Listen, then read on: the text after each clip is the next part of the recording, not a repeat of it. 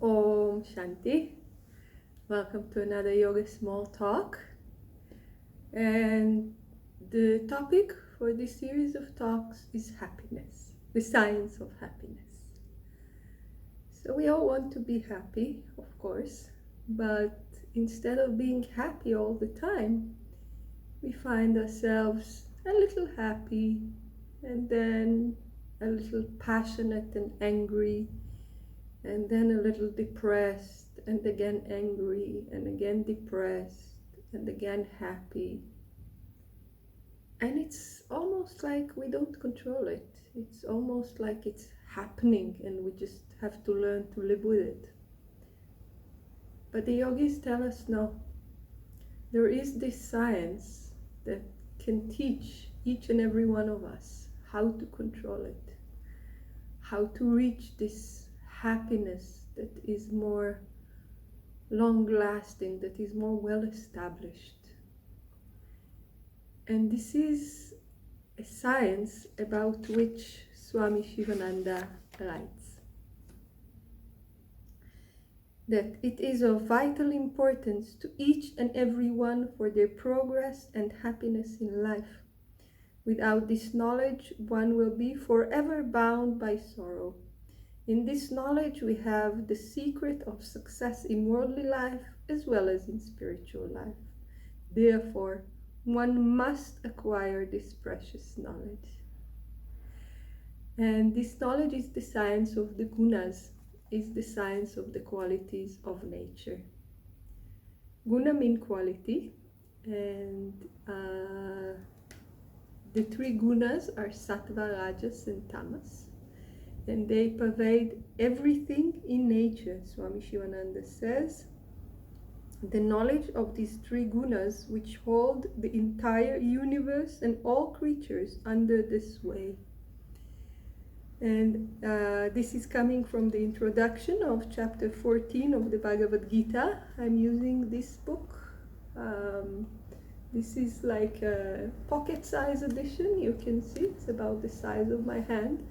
So it can fit in every bag almost. You can take it with you and just read a few verses when you feel like you need an inspiration or before going to bed. It's very, very beneficial.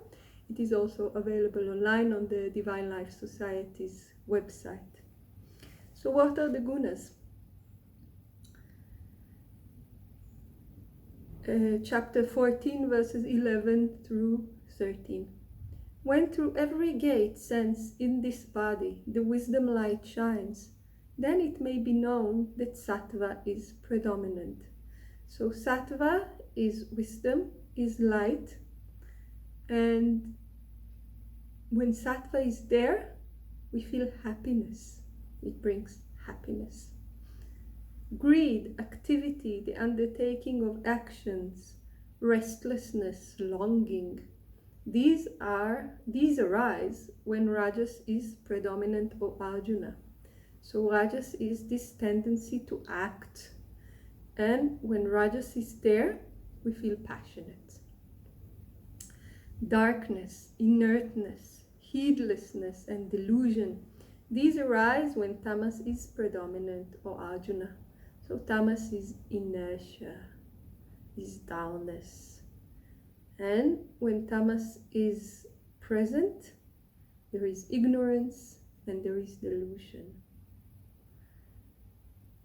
And one thing that's very important to understand is that it is not like a quality that is by the side of something. So let's say sattva is white, rajas is red, and tamas is black.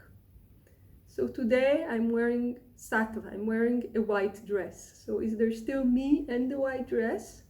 The answer is no. When sattva is there, the mind becomes sattvic. It becomes happiness, it radiates happiness. When rajas is there, the mind becomes passionate. It's not like an outside thing that acts alongside of something. It's like the mind embodies this quality. And the reason why we're going through all those changes during the day is because the gunas change. Verse 10. Now sattva arises, prevails, O Arjuna, having overpowered Rajas and Tamas. Now Rajas having overpowered Sattva and Tamas, and now Tamas having overpowered Sattva and Rajas. So the balance of the guna keeps changing. There is always one dominant and the other ones are subservient. And according to the dominance, so is our feeling.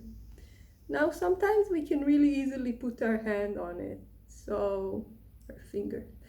It says, for instance, we take a problem. We have a problem, it's bothering us, we want to solve it. So if we try to solve it right before we go to sleep, we're already tired. It's time when tamas is very, very prevalent. What happens? Many times we feel despair, we feel discouraged, and no way any wisdom is going to come to us. So we let it go. Now if we think about it in the middle of the day, when we're all in the middle of activity and a lot of stuff is happening and we're all excited, we're rajasic, then we would want to do, to act, to get to something. But not necessarily it will be with knowledge. Now, we think about it when we wake up first thing in the morning. Everything is still very, very quiet around us, peaceful, so nice and pleasant.